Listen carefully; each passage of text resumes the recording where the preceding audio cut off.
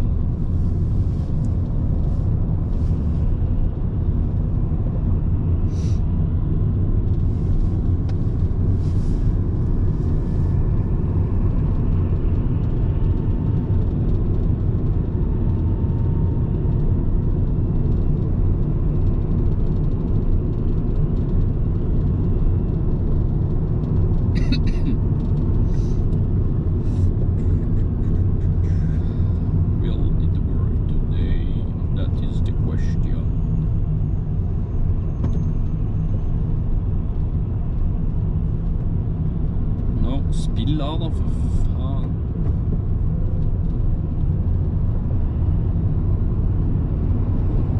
I found the river anyway. Granny Weatherwax peered through the soaking darkness. She could hear a roaring and could dimly make out the white crests of floodwater. There was also the distinctive river smell of the Ankh, which suggested that several armies had used it first as a urinal and then as a sepulchre. Qtangle splashed dejectedly towards her. "This is foolishness," he said, "meaning no offence, madam, but it'll be out to sea on this flood, and I'll die of cold." "You can't get any wetter than you are now. Anyway, you walk wrong for rain." "I beg your pardon?" "You go all hunched up. You fight it. That's not the way. You should, well, move between the drops." And indeed, Granny seemed to be nearly damp. "I'll bear that in mind." "Come on, madam. It's me for a roaring fire and a glass of something hot and wicked." Granny sighed. "I don't know. Somehow I expected to see it sticking out of the mud or something, not just all this water." Qtangle patted her gently on the shoulder. "There may be something else we can do," he began, and was interrupted by a zip of lightning and another roll of thunder. "I said maybe there's something," he began again. "What was that I saw?" demanded Granny. "What was what?" said Qtangle, bewildered. "Give me some light." The wizard sighed wetly and extended a hand. A bolt of golden fire shot out across the foaming water and hissed into oblivion. "There," said Granny triumphantly. "It's just a boat," said Qtangle. "The boys use them in the summer." He waded after Granny's determined figure as fast as he could. "You can't be thinking of taking it out on a night like this," he said. "It's madness." Granny slithered along the wet planking of the jetty, which was already nearly underwater. "You don't know anything about boats," Qtangle protested. "I shall have to learn quickly then," replied Granny calmly. "But I haven't been in a boat since I was a boy." "I wasn't actually asking you to come. Does the pointy bit go in front?" Qtangle moaned. "This is all very creditable," he said, "but perhaps we can wait till morning." A flash of lightning illuminated Granny's face. "Perhaps not," Qtangle conceded. He lumbered along the jetty and pulled the little rowing boat towards him. Getting in was a matter of luck, but he managed it eventually, fumbling with the painter in the darkness. The boat swung out into the flood and was carried away, spinning slowly. Granny clung to the seat as it rocked in the turbulent waters and looked expectantly at Qtangle through the murk. "Well," she said. "Well, what?" said Qtangle. "You said you knew all about boats." "No, I said you didn't." "Oh." They hung on as the boat wallowed heavily, miraculously righted itself, and was carried backwards down the stream. "When you said you hadn't been in a boat since you were a boy," Granny began. "I was 2 years old, I think." The boat caught on a whirlpool, spun around, and shot off across the flow. "I had you down as the sort of boy who was in and out of boats all day long." "I was born up in the mountains. I get seasick on damp grass, if you must know," said Qtangle. The boat banged heavily against a submerged tree trunk, and a wavelet lapped the prow. "I know a spell against drowning," he added miserably. "I'm glad about that. Only you have to say it while you're standing on dry land." "Take your boots off," Granny commanded. "What?" "Take your boots off, man." Qtangle shifted uneasily on his bench. "What have you in mind?" he said. "The water is supposed to be outside the boat, I know that much." Granny pointed to the dark tide sloshing around the bilges. "Fill your boots with water and tip it over the side." Qtangle nodded. He felt that the last couple of hours had somehow carried him along without him actually touching the sides, and for a moment he nursed the strangely consoling feeling that his life was totally beyond his control, and whatever happened, no one could blame him. Filling his boots with water while adrift on a flooded river at midnight with what he could only describe as a woman seemed about as logical as anything could be in the circumstances. "A fine figure of a woman," said a neglected voice at the back of his mind. There was something about the way she used the tattered broomstick to scull the boat across the choppy water that troubled long-forgotten bits of Q-Tangle's subconscious. Not that he could be certain about the fine figure, of course, what with the rain and the wind and Granny's habit of wearing her entire wardrobe in one go. Q-Tangle cleared his throat uncertainly. Metaphorically a fine figure, he decided. Look, he said, this is all very creditable, but consider the facts. I mean, the rate of drift and so forth, you see. It could be miles out on the ocean by now. It might never come to shore again. It might even go over the rimfall. Granny, who had been staring out across the water, turned around. "Can't you think of anything else at all helpful that we could be doing?" she demanded. Q-Tangle bailed for a few moments. "No," he said. "Have you ever heard of anyone coming back?" "No." "Then it's worth a try, isn't it?" "I never liked the ocean," said Q-Tangle. "It ought to be paved over.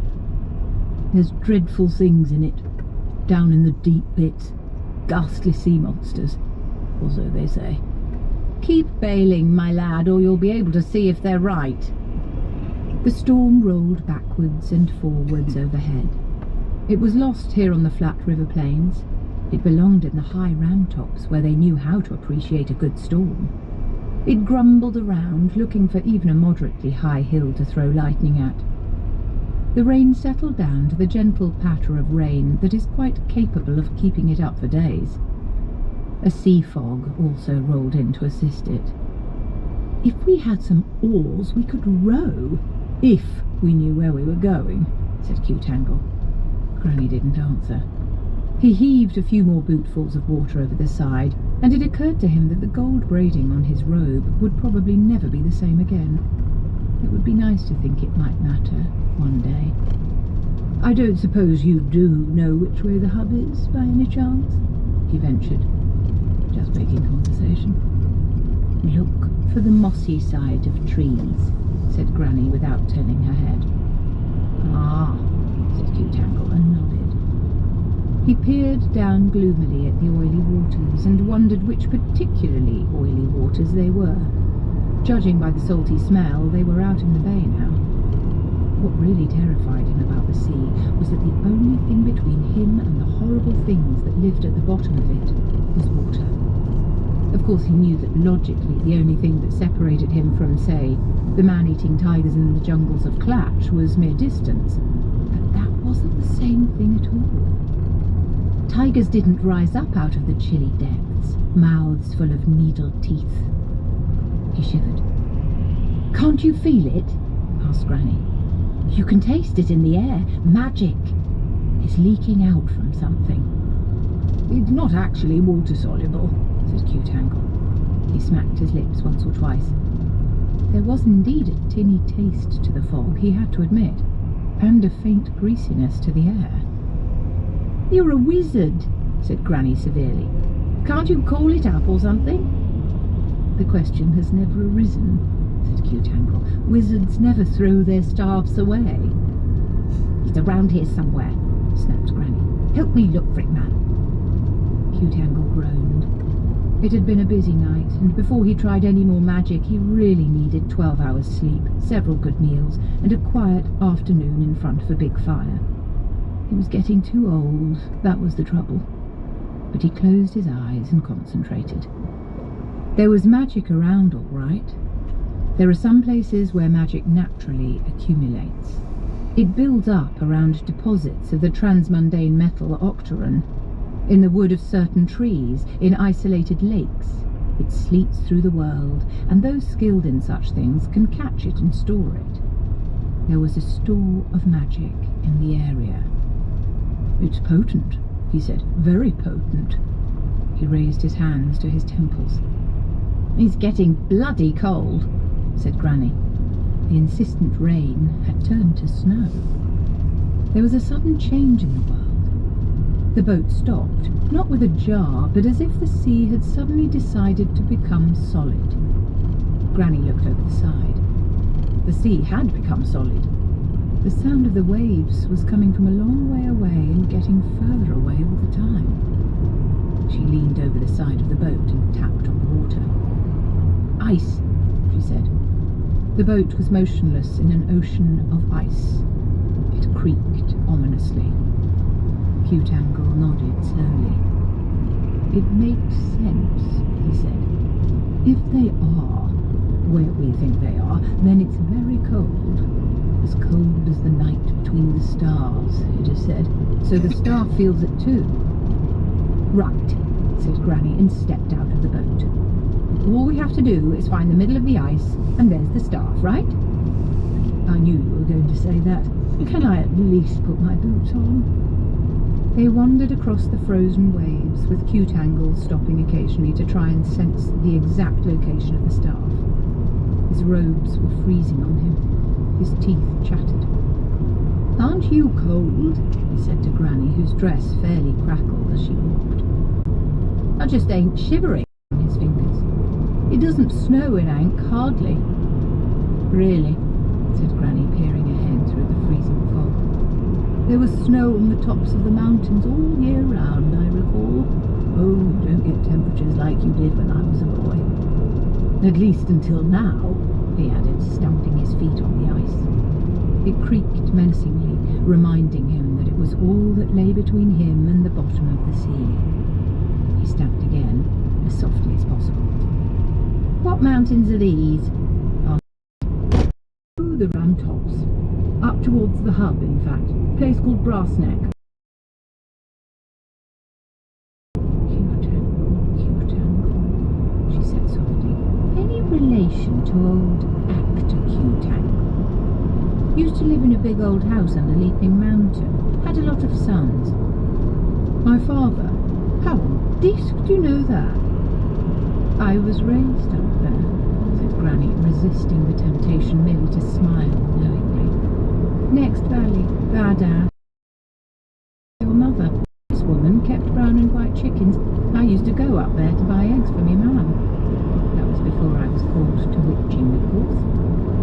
"I don't remember you," said Q-Tangle. "Of course it was a long time ago. There was always a lot of children around our house." He sighed. "I suppose it's possible I pulled your hair once.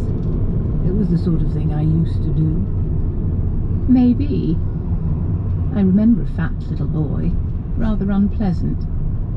That might have been me. I seem to recall a rather bossy girl, but it was a long time ago. A long time ago." "I didn't have white hair in those days," said Granny. "Everything was a different colour in those days." "That's true. It didn't rain so much in the summertime. The sunsets were redder. There were more old people. The world was full of them," said the wizard. "Yes, I know. And now it's full of young people. Funny, really. I mean, you'd expect it to be the other way round. They even had a better kind of air. It was easier to breathe," said Q-Tangle. They stamped on through the swirling snow, considering the curious ways of time and nature. "Ever been home again?" said Granny. Q-Tangle shrugged. "When my father died. It's odd, I've never said this to anyone, but... well, there were my brothers, because I'm an 8th son, of course, and they had children, and even grandchildren, and not one of them can hardly write his name. I could have bought the whole village. And they treated me like a king, but, I mean, I've been to places and seen things that would curdle their minds.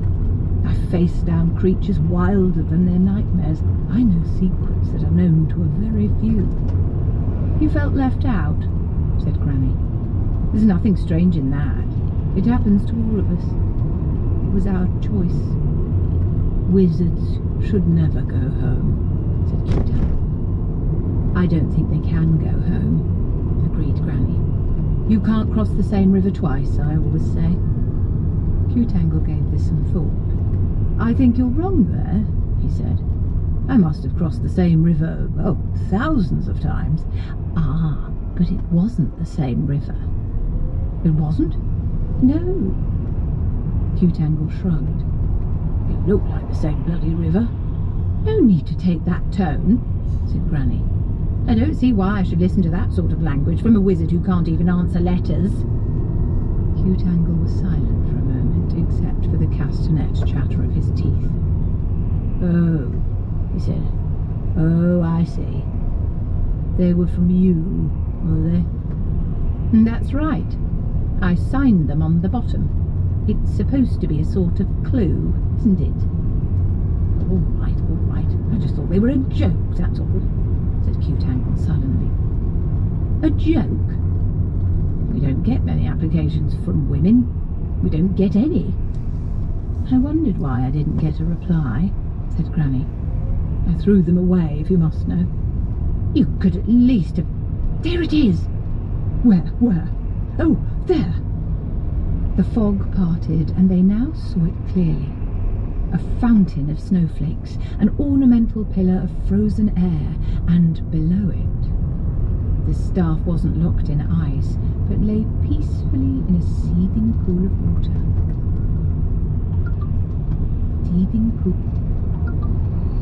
The staff wasn't locked in ice, but lay peacefully in a seething pool of water. One of the unusual aspects of a magical universe is the existence of opposites. It has already been remarked that darkness isn't the opposite of light, it is simply the absence of light. In the same way, absolute zero is merely the absence of heat. If you want to know what real cold is, the cold so intense that water can't even freeze but anti-boils, look no further than this pool. They looked in silence for some seconds, their bickering forgotten. Then Q-Tangle said slowly, "If you stick your hand in that, your fingers will snap like carrots." "Do you think you can lift it out by magic?" said Granny. Q-Tangle started to pat his pockets and eventually produced his roll-up bag. With expert fingers, he shredded the remains of a few dog ends into a fresh paper and licked it into shape, without taking his eyes off the staff. "No," he said, "but I'll try anyway." He looked longingly at the cigarette and then poked it behind his ear. He extended his hands, fingers splayed, and his lips moved soundlessly as he mumbled a few words of power. The staff spun in its pool and then rose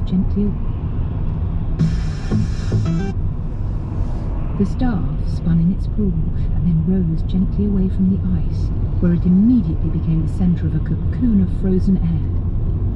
Q-Tangle groaned with the effort. Direct levitation is the hardest of the practical magics, because of the ever-present danger of the well-known principles of action and reaction, which means that a wizard attempting to lift a heavy item by mind power alone faces the prospect of ending up with his brains in his boots. "Can you stand it upright?" said Granny. With great delicacy, the staff turned slowly in the air until it hung in front of Granny a few inches above the ice. Frost glittered on its carvings, but it seemed to Q-Tangle, through the red haze of migraine that hovered in front of his eyes, to be watching him, resentfully. Granny adjusted her hat and straightened up purposefully. "Right," she said. Q-Tangle swayed. The tone of voice cut through him like a diamond saw.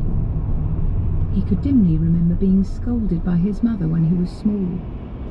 Well, this was that voice, only refined and concentrated and edged with little bits of carborundum, a tone of command that would have a corpse standing to attention and could probably have marched it halfway across its cemetery before it remembered it was dead. Granny stood in front of the hovering staff, almost melting its icy covering by the sheer anger in her gaze. "This is your idea of proper behaviour, is it? Lying around on the sea while people die? Oh, very well done." She stomped around in a semicircle. To Q-Tangle's bewilderment, the staff turned to follow her. So you were thrown away, snapped Granny. So what? She's hardly more than a child, and children throw us all away sooner or later. Is this loyal service? Have you no shame lying around sulking when you could be of some use at last? She leaned forward, her hooked nose a few inches from the staff. Qtangle was almost certain that the staff tried to lean backwards out of her way. Shall I tell you what happens to wicked staffs? She hissed. If Esk is lost to the world, shall I tell you what I will do to you?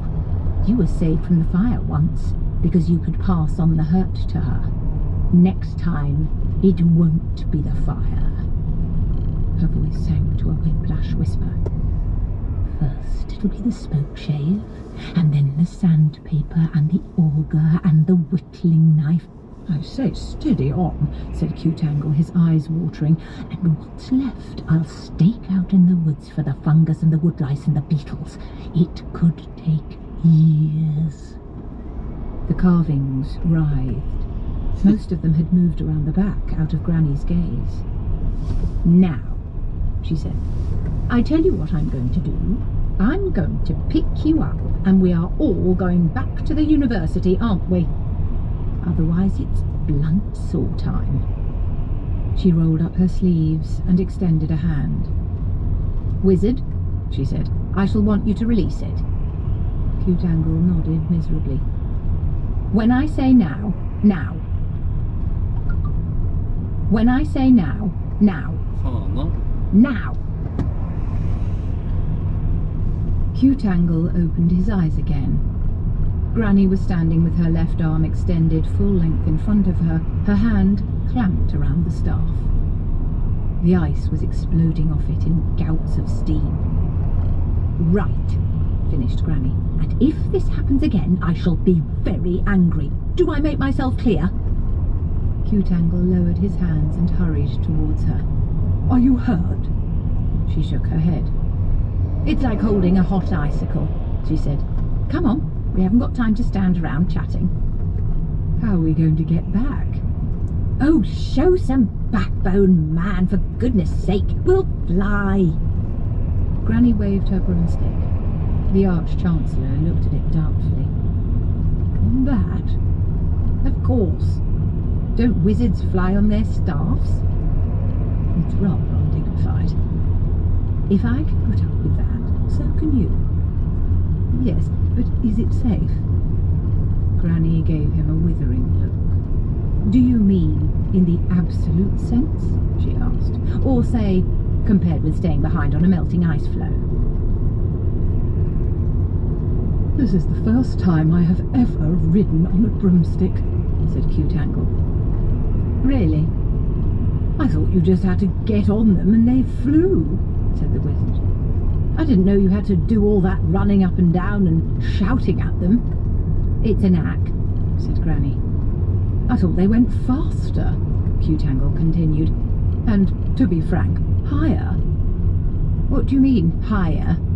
Asked Granny, trying to compensate for the wizard's weight on the pillion as they turned back upriver. Like pillion passengers since the dawn of time, he persisted in leaning the wrong way. Well, more sort of above the trees, said Qtangle, ducking as a dripping branch swept his hat away. There's nothing wrong with this broomstick that you losing a few stone wouldn't cure, snapped Granny. Or would you rather get off and walk?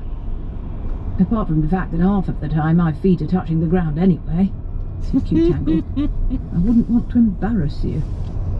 If someone had asked me to list all the perils of flying, you know, it would never have occurred to me to include having one's legs whipped to death by tall bracken. Are you smoking? Said Granny, staring grimly ahead.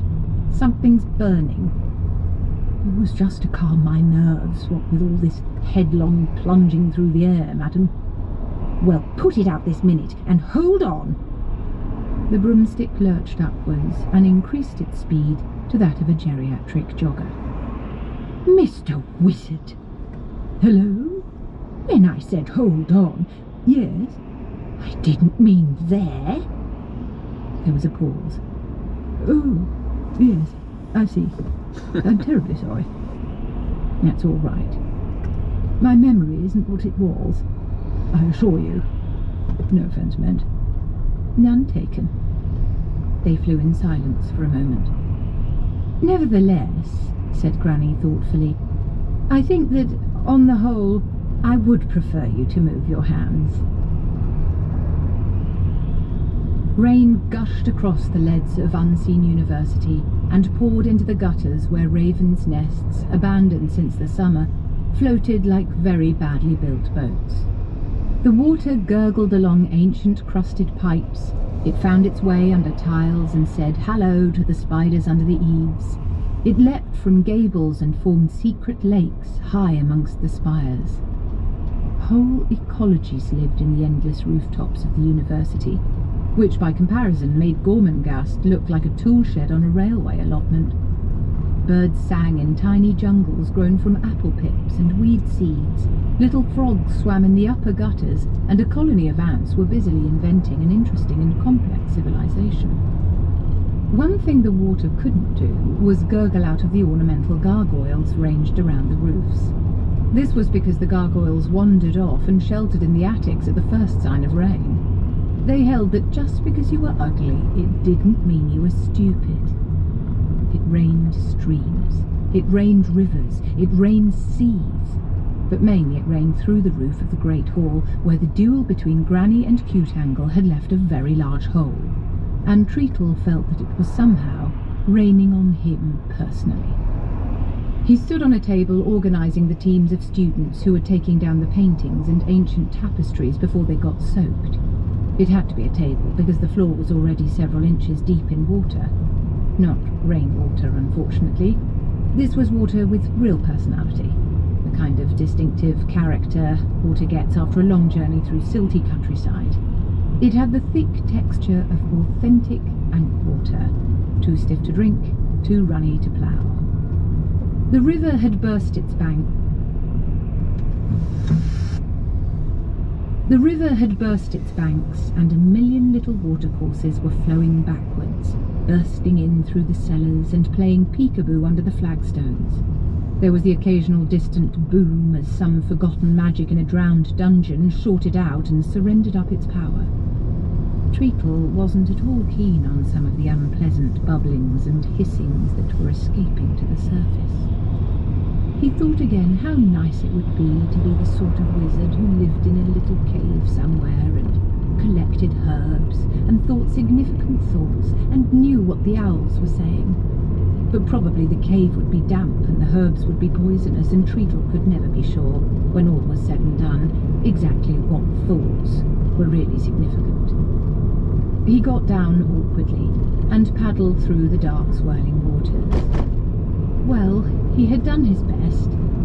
He'd tried to organise the senior wizards into repairing the roof by magic, but there was a general argument over the spells that could be used and a consensus that this was in any case work for artisans. That's wizards for you, he thought gloomily, as he waded between the dripping arches, always probing the infinite, but never noticing the definite, especially in the matter of household chores. We never had this trouble before that woman came. He squelched up the steps, lit by a particularly impressive flash of lightning. He had a cold certainty that while of course no one could possibly blame him for all this, everybody would. He seized the hem of his robe and wrung it out wretchedly. Then he reached for his tobacco pouch. It was a nice green waterproof one. That meant that all the rain that had got into it couldn't get out again. It was indescribable. He found his little clip of papers.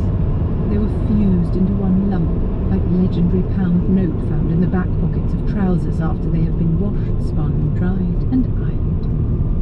"Bugger!" he said with feeling. "I say, Treacle!" Treacle looked around. He had been the last to leave the hall, where even now some of the benches were beginning to float. Whirlpools and patches of bubble marked the spots where magic was leaking from the cellars, but there was no one to be seen. Unless, of course, one of the statues had spoken. They had been too heavy to move, and Treacle remembered telling the students that a thorough wash would probably do them good. He looked at their stern faces and regretted it. The statues of very powerful dead mages were sometimes more lifelike than statues had any right to be. Maybe he should have kept his voice down. Yes, he ventured, acutely aware of the stony stairs. Up here, you fool! He looked up. The broomstick descended heavily through the rain in a series of swoops and jerks. About 5 feet above the water, it lost its few remaining aerial pretensions and flopped noisily into a whirl. Don't stand there, idiot! Treacle peered nervously into the gloom. We've got to stand somewhere, he said. I mean, give us a hand, snapped Q-Tangle, rising from the wavelets like a fat and angry Venus. The lady first, of course. He turned to Granny, who was fishing around in the water. I've lost my hat, she said. Q-Tangle sighed. Does that really matter at a time like this? A witch has got to have a hat, otherwise who's to know? Said Granny. She made a grab as something dark and sodden drifted by, cackled triumphantly, tipped out the water, and rammed the hat on her head. It had lost its stiffening and flopped rather rakishly over one eye. Right, she said in a tone of voice that suggested the whole universe had just better watch out. There was another brilliant flash of lightning, which shows that even the weather gods have a well-developed sense of theatre. It rather suits you, said Q-Tangle. Excuse me, said Treacle, but isn't she the... Never mind that, said Q-Tangle, taking Granny's hand and helping her up the steps. He flourished the staff. But it's against the law to allow... He stopped and stared as Granny reached out and touched the damp wall by the door.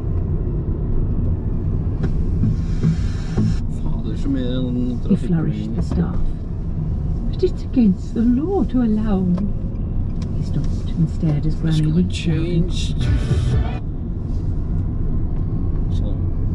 He flourished the staff.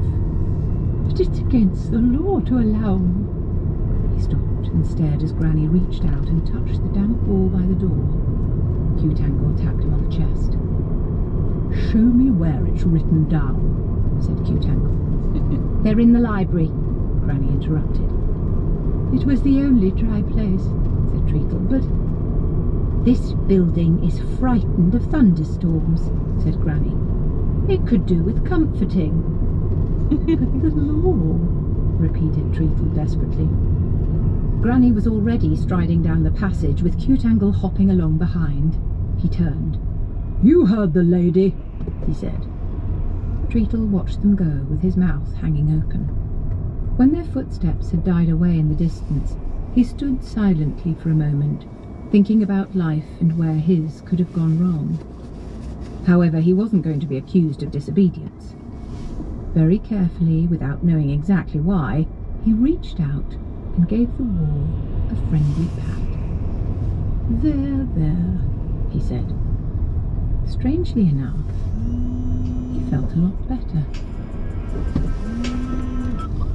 It occurred to Q-Tangle that he ought to lead the way in his own premises, but Granny in a hurry was no match for a near-terminal nicotine addict, and he kept up only by a sort of crab-wise leaping. It's this way, he said, splashing through the puddles. I know. The building told me. Yes, I was meaning to ask about that, said Q-Tangle, because you see it's never said anything to me, and I've lived here for years. Have you ever listened to it? Not exactly listened, no, Q-Tangle conceded. Not as such. Well then, said Granny, edging past a waterfall where the kitchen steps used to be. Mrs. Whitlow's washing would never be the same again. I think it's up here and along the passage, isn't it? She swept past a trio of astonished wizards who were surprised by her and completely startled by her hat.